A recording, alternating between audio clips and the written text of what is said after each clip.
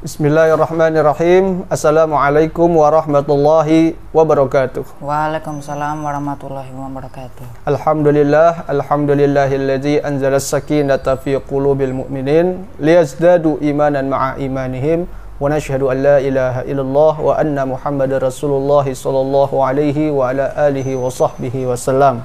Alhamdulillah, pada kesempatan kali ini kita bisa bertemu kembali, kita bisa berjumpa kembali di materi kepengasuhan virtual khusus untuk bidang kesantrian, yang mana kami pada kesempatan kali ini dari tim BK Biro Konseling As-Salam itu ingin menyampaikan dan menampilkan kepada semuanya yang menonton, yang menyaksikan, terutama para santri-santriku sekalian. Di samping Ustadz ini sudah ada seorang santri, ya. Seorang santri yang mana ini adalah santri yang berasal dari Papua, berasal dari Papua, yang mana pada kesempatan yang kemarin santri-santri dari Papua sempat terhalang perpulangannya, teman-temannya yang lain sudah pada pulang, sedangkan teman-teman dari Papua kemarin tidak bisa pulang. Tapi alhamdulillah dari santri-santri Papua yang tidak pulang kemarin, yang terhalang pulang kemarin, baik putra maupun putri, itu sekarang sudah bisa dikatakan 99% sudah pulang. 1% belum pulang. Siapa itu? Ya ini. Hanya Zidan yang sekarang belum pulang ke kampung halamannya.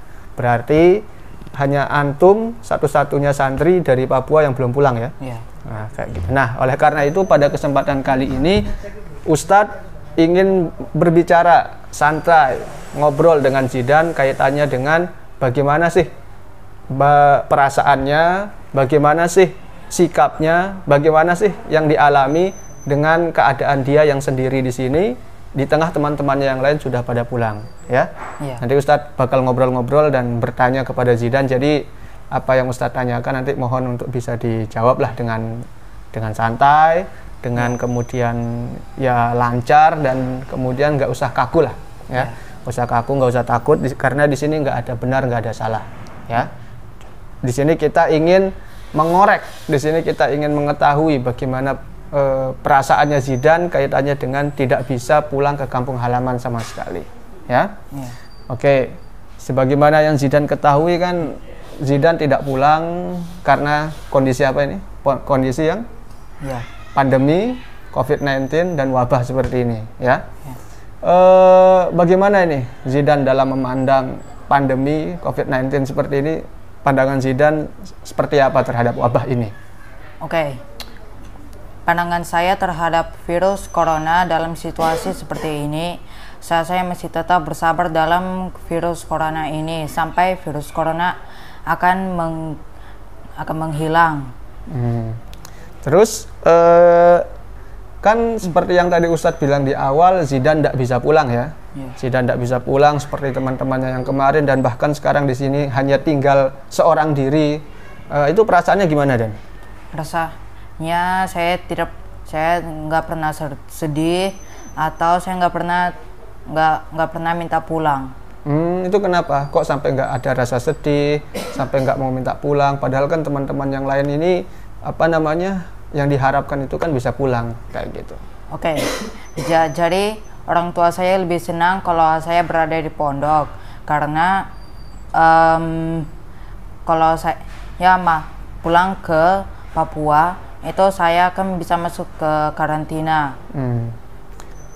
Pastilah, ya. Mungkin walaupun tadi Zidan mengatakan tidak sedih, tidak mau pulang, tapi adalah 1-2 momen di mana Zidan itu memikirkan orang tua, ya. Mungkin juga ketika memikirkan itu ada rasa sedih di sana. Lah, ketika itu muncul rasa sedihnya, cara Zidan untuk menyikapi rasa itu seperti apa? Rasa kangen, sedih sama rumah atau orang tua?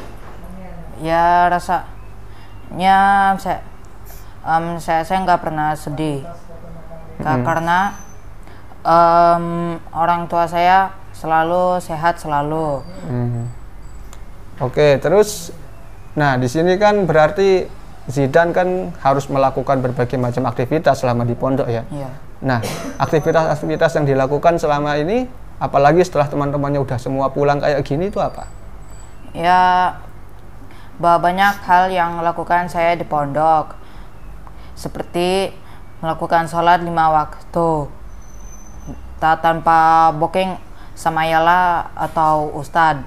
Saya bisa pergi sendiri tanpa booking atau azan. Terus saya juga bisa ngaji sendiri tanpa disuruh yala atau ustadz. Terus saya di sini nggak cuma main HP aja, tapi banyak sekali seperti sholat, ngaji, dan belajar dan aktivitas lainnya selain HP. Pastilah dalam menjalani aktivitas yang ada di tengah kesendirian seperti ini, nggak ada teman-temannya kayak gini, itu pasti ada rasa bosan ya, ada rasa jenuh. Kalau rasa bosan dan jenuh itu datang, itu biasanya kayak gimana nyikapinya? Ya, selama saya di pondok ini saya nggak pernah bosan. Selama saya di pondok saya nggak pernah bosan, karena saya nggak pernah rasa kalau saya merasa bosan. Tapi orang tua saya selalu bersabar, bilang Zidan teruslah bersabar di pondok.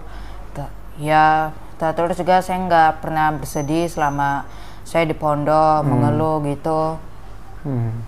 Nah, terus di tengah kita mengalami COVID-19 pandemi wabah seperti ini, yang Zidan harapkan itu apa nanti ke depannya?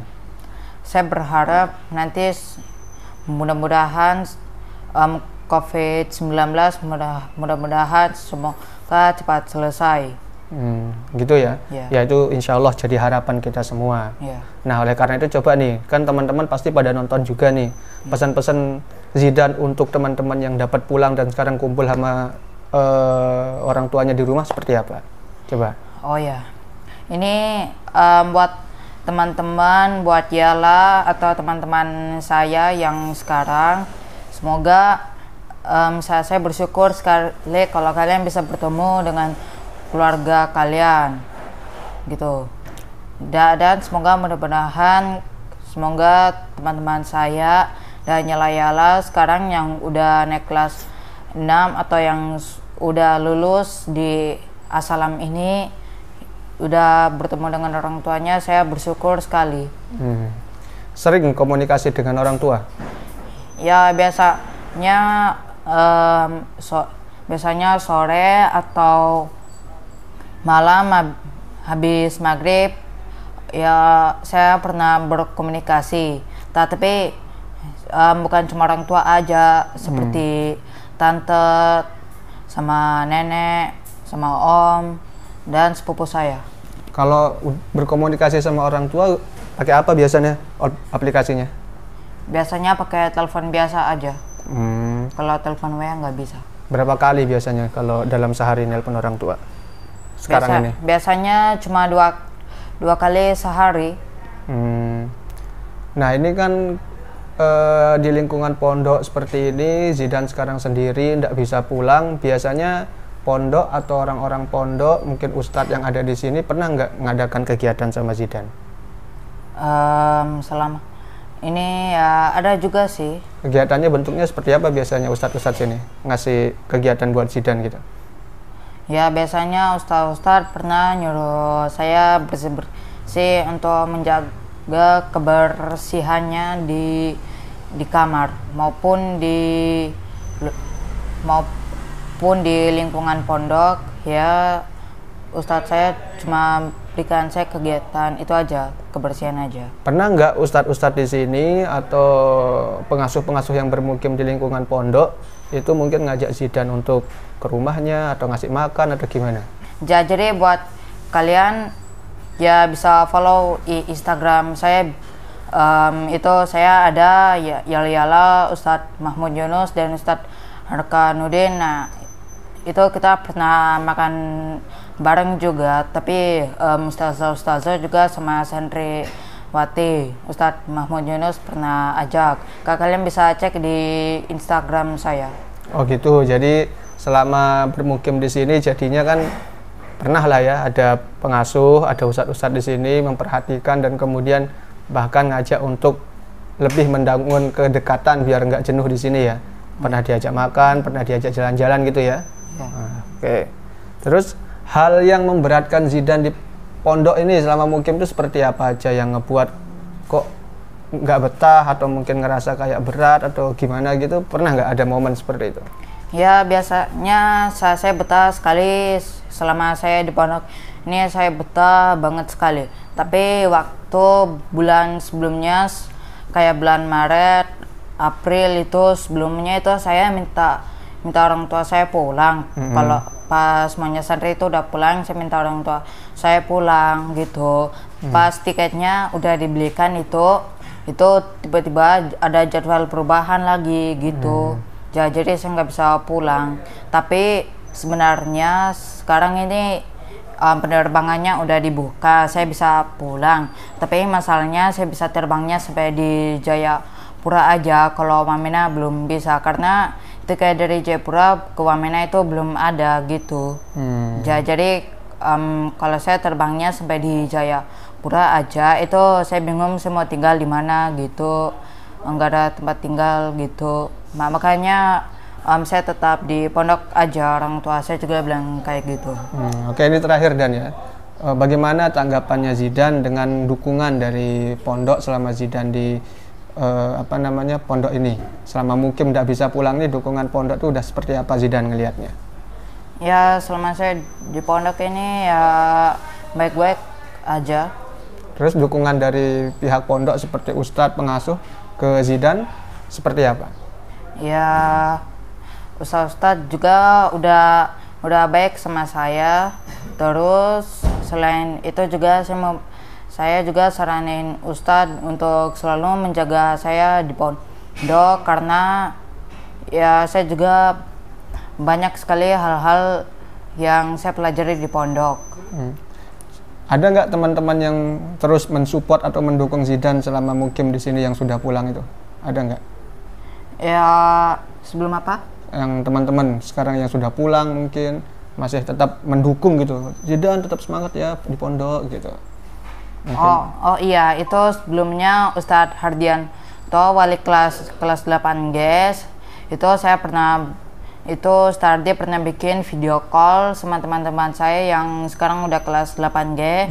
Nah, ada yang bilang begini, Zidan terus semangat ya di pondok. Nah, terus juga Arya Danu yang sekarang udah kelas 8K juga ya memberikan saya semangat juga di pondok gitu. Alhamdulillah ya. Alhamdulillah. Berarti baik pondok, pengasuh ataupun teman-teman itu tidak meninggalkan Zidan gitu ya. Walaupun Zidan hanya tinggal sendiri di sini, mukim sendiri di sini, tidak bisa pulang juga seperti teman-teman yang lain, tapi teman-teman tetap juga mengingat dan bahkan mendukung Zidan ya. Jadi jangan merasa sendiri lah ya. Selain kita di sini sendiri, mungkin terlihat secara fisik sendiri, tapi banyak teman-teman yang menemani kita dengan semangatnya. Dan yang harus lebih kita kemudian yakini lagi, kita nggak pernah sendiri karena innallah ma'ana. Karena kita selalu bersama dengan Allah Subhanahu wa Ta'ala. Jadi seperti itu ya, tetap semangat ya. Teman-teman yang lain juga yang menonton video ini, begitulah tadi dari bincang-bincang singkat antara Ustadz dengan Zidan, kaitannya dengan keadaannya sendiri untuk mukim di Pondok Pesantren Modern Islam As-Salam untuk saat ini, di tengah teman-temannya yang lain sudah pada pulang ya. Mungkin demikian dari apa yang bisa kita lakukan dan sampaikan pada kesempatan kali ini. Mohon maaf kalau tadi dalam proses bincang-bincang ada sesuatu hal yang keliru atau khilaf. Demikian akhiru da'wana alhamdulillahirabbil alamin. Terima kasih telah menyaksikan. Wassalamualaikum warahmatullahi wabarakatuh. Waalaikumsalam.